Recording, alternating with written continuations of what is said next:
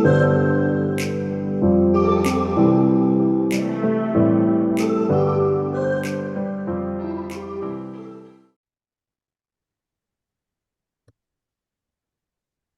everybody. Welcome to another episode of Hope Without Sight with your host, Sailor Cooper, and this is Tyler Evans.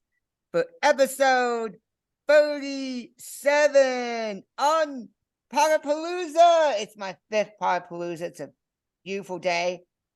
We're having a great time. So we have on today's episode, we have Susan Cruz. She is an entrepreneur and she helps successful businesswomen in knowing that they can bust the exhaustion cycle and create a life they love filled with success and joy, because that's what we want to do, live a life in bliss. So the audience is successful businesswomen. So her bio: despite appearing to have it all together, Susan Cruz was a hot mess. She was tired all the time, which led to the creation of her Energy Boost Blueprint. She is a sought-after wellness speaker, the host of a Radiant Soul Sisters podcast, founder of a Radiant Soul Sisters community, a yoga teacher, and a trusted CEO. So she's going to tell us more about her journey on Hope Without Sight. Welcome, Susan. Great to have you here. So, oh my goodness, Sailor, thank you. Thank you guys both for having me here today. I am excited to meet you all, and I am a Potapalooza newbie, so I feel really honored to start my first episode talking with someone who's been here for a while. Awesome. Yes, yeah, because you're brand new. And what do you think of it so far? Oh my gosh, Potapalooza is awesome. I have taken several pages of great notes, but I've also met other great podcasters, hosts, and guests.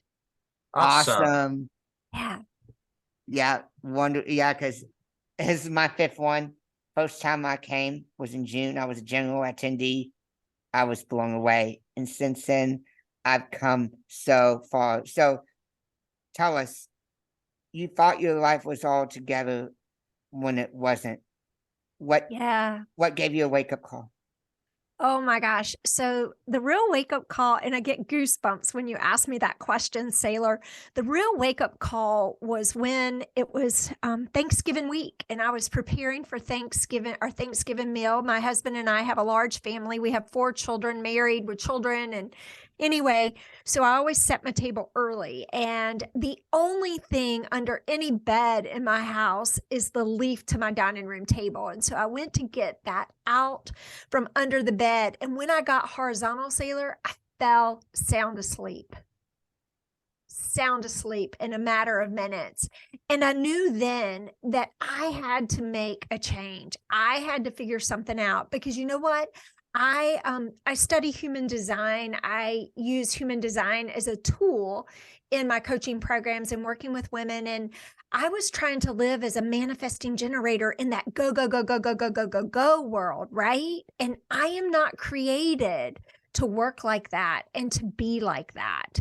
So that was really when I realized that I wasn't living who I was created to be. I also was raised by 2 type A workaholics. And I was raised to believe that the more you worked, the more money you would make. Which is true in certain instances. And you bring up a good point, because I just got finished writing a book. I'm going to publish it hopefully next month about all this, about stress and what it can do. And also, money can't buy happiness. You have to balance it out. No, it cannot. Absolutely. You have to balance it out. And, many of us can work very differently than being in that go, go, go, go, go mentality, but have the same outcome where you can work with your body type or work with how you're created to be, and money flows with ease and grace, right? It doesn't have to be press harder to the point of exhaustion. Exactly. Exactly. And I'm trying to figure this out now. And I've enjoyed this journey. I've met so many great entrepreneurs and people who can live life blissful, even though they have to work. It's all possible. And I'm sure you saw my bio. I just got really heavy into this, and I'm so excited for what's to come. Exactly. And the thing is, I love to work. I absolutely love to work. I've had 5 different businesses while we've raised 4 children. There was one summer we had 4 businesses. We had 7 softball and baseball teams between the whole family. We have a really funny story there. I used to keep a color-coded calendar on the back of our door, and my husband, I trained him to learn to look at the calendar. And if my color and the children's colors overlapped, he knew he had to pull in or whatever. And so this was one night we had a really busy day. I had gotten my 2 children where they were supposed to be, or 3 children where they were supposed to be. He was yet responsible for the youngest. So he goes to his softball game. We live in a small town. He goes to his softball game. My husband's getting ready to step up to the plate and bat, right? And one of our friends looked and says, well, where are Susan and the children tonight? And he says, oh my gosh, the youngest is at home by himself. He was 4. Whoa. He had totally left the child at home. And this is another example early, way back when we both were in that work mode mentality that we had to totally live by colors on a calendar, right? And we were losing sight of what matters most.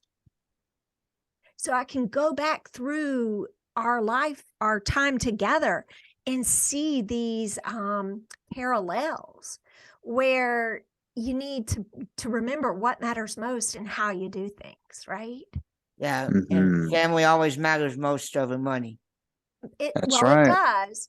I also, it's really funny because I told you I love to work, but I had to figure out how to work with my body so that I wasn't exhausted all the time, so that I do get 8 hours of sleep at night, because that's what I need, right? Or I do take an afternoon off and go hiking, and it totally clears my mind. And I may end up working while I'm on the hike, right? I might write a whole blog or a whole something in my head while I'm out there in nature. But the beautiful thing about it is releasing your exhaustion cycle, figuring out what makes you work, what makes you tick, how to work with how you were created, then you're able to create the money of your dreams.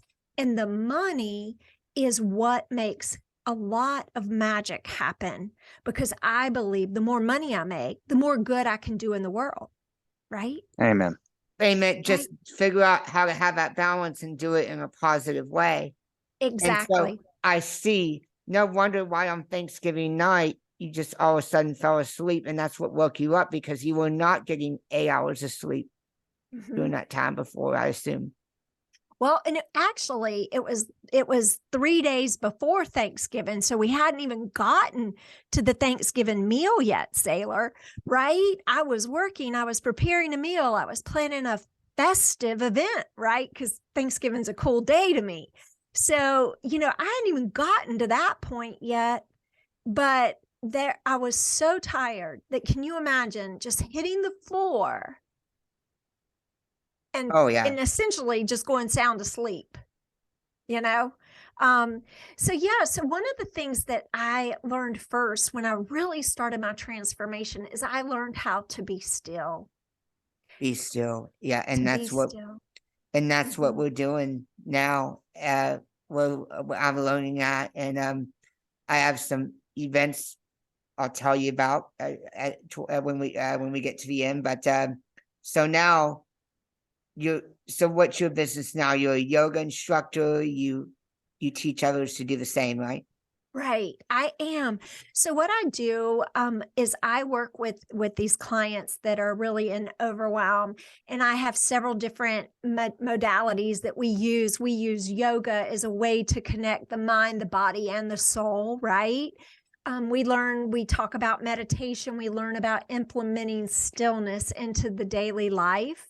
We also talk about foods, what kinds of foods that really can support your body and help you in being creating the energy that you need.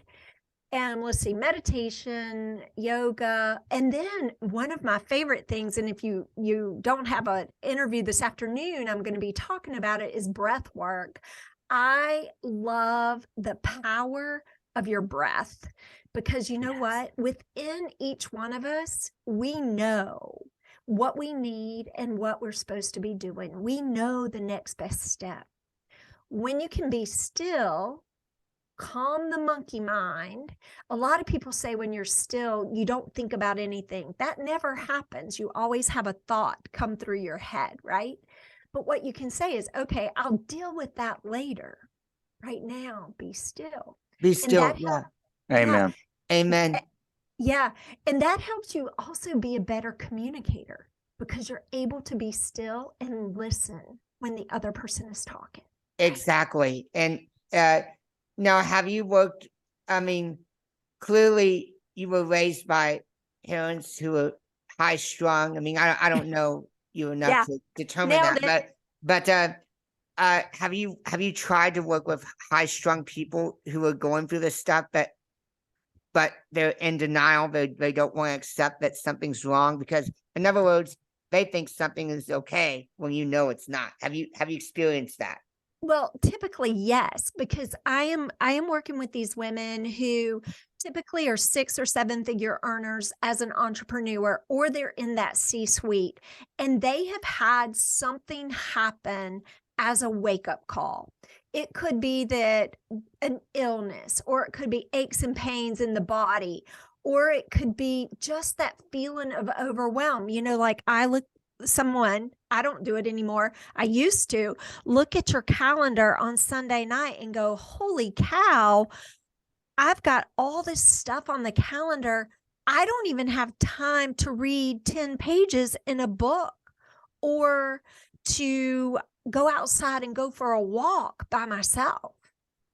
Right? Wow. And they realize that they've got to make a change, because there's more to life than the go-go mentality. Yeah. Exactly. And that's what I'm trying to do right now, as I said. And so, yeah, Susan, you're just doing great work, and you're just Thank you. It's wonderful. And so, what are your future goals? My future goals really are just to continue to impact women and to help women understand that we can have it all, Yes. but we don't have to do it in the masculine way. That we can find a beautiful balance between the divine feminine and the masculine. Yeah. Yes. Amen. And it's not talking about man and woman. It's just talking about there are divine feminine things that happen in life, and there are masculine things that happen in life. And when you blend the two and have the balance, then you get to have it all. And we can be successful business women and great wives and great daughters and great moms. We can do it. But finding the way to do it when we can also honor our own bodies is the key.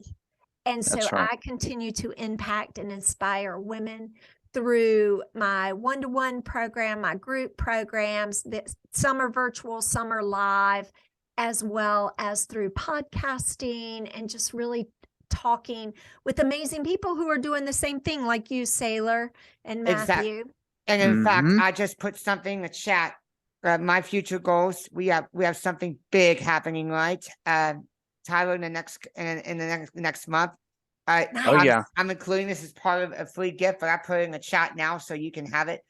We have the first Lift Your Spirit party on May 5th, where we're all going to come together on Zoom and just talk, hang out, have fun, low key. We're just going to share tips to lift our spirits. That's right. But that's not all. We You know, that have, sounds like we're a perfect match right there. And I yes, can't wait to see you. I can't wait to check my schedule for May 5th and make sure I can get that on my calendar, because I do believe that we can lift each other's spirits. And the more we lift other people up, the more we rise too, right? yes, we Amen. do. Yes, Yeah. Oh, and yes. for people to be on the go, I agree with you. It's not good. I won't mention specifics, but I've seen like a couple of family and friends do this, and the way it affects them, it's not good. Stress is not good. Chronic stress is not good. Anger is not good. It affects, it doesn't affect them, but it affects other family and friends as well. And so you have to have that balance. And what you're doing, Susan, I applaud you so much. Thank Yeah. you. Thank you so much. Um, it has made a difference in my life. It's made a difference in my relationships as, like I said, a daughter, a wife, a mom, a friend, but it also has made a difference in my life, because Yeah. once I learned that I needed to love myself and love myself well, so I could love others better. And that's really the mission there. Teach others how to really genuinely love yourself, right? Because then all of us can get out there and do better work. Every one of Exactly. us. Love Sailor, yourself. there's another funny story that I have that I share with people. When I was in junior high school, right? I had this friend, his name was James. James would go into the bathroom and he would come out, and there were lockers, some girls' lockers right around that area. And he'd walk out of there and he'd say, "Oh my gosh, I'm so good looking."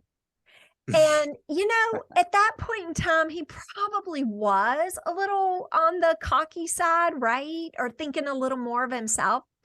But at that point in time, I couldn't even look in the mirror and not see my flaws, right? Right. Whatever the flaws were. And that continued over into my 40s, right? Not being able to look in the mirror and say, "Susan, I love you," or "Susan, you're beautiful today," right? Yes. And, I think in addition to learning how to love yourself, I think when you learn how to love yourself well, you're able to really put the things that are of high value, what matters most, on your calendars first. And then you're able to get your work in there and you find this harmony. And when you find the harmony, the beautiful balance, I kind of think of it like a music symphony, right? Where at one time you might have to play one instrument harder, and it's not making pretty music, but it's what you have to do for a measure. But then you come back and you make this beautiful harmony sound, this harmonic sound. And that is when you are in ease and flow.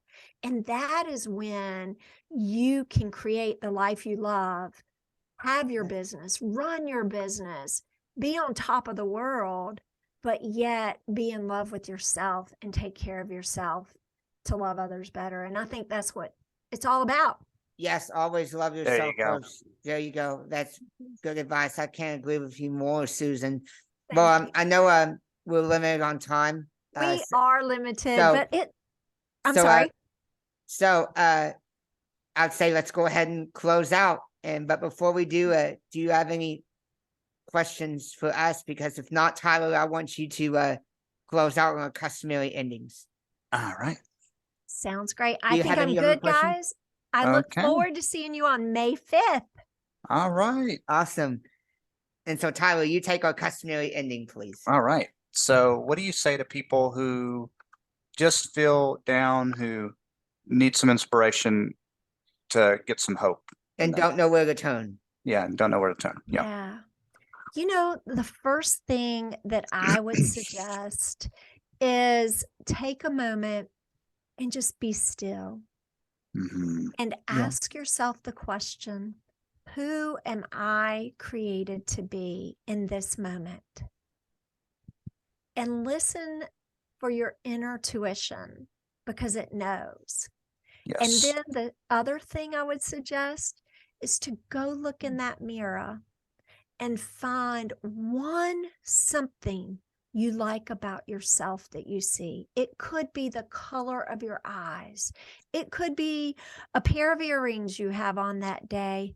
It could be the way your shoelaces are tied. But just find one thing if you've never been able to really look at yourself and say, I love you. Exactly. Mm-hmm. That I can't agree with you more. It's great. Yeah. Well, It was nice having you. It was nice to have you today. Thank you, Matthew. It was great to be here, guys. Keep up the You are great welcome. work that you're doing. Keep on giving people hope, because we all have something somewhere that has happened that we Yes. need to figure out how to put our chin up and move forward. Yeah, it was so great having you on here too. You're an inspiration. Susan, let's live life in bliss together, and let's have a good day, shall we? Yes, we indeed. shall. All right, everybody's give it up for Susan. Stay blessed. Thank you. We hope you feel renewed, inspired, and encouraged, like you can just carry on and conquer the world. Please hit the subscribe button on all platforms and tell your friends and family to do the same.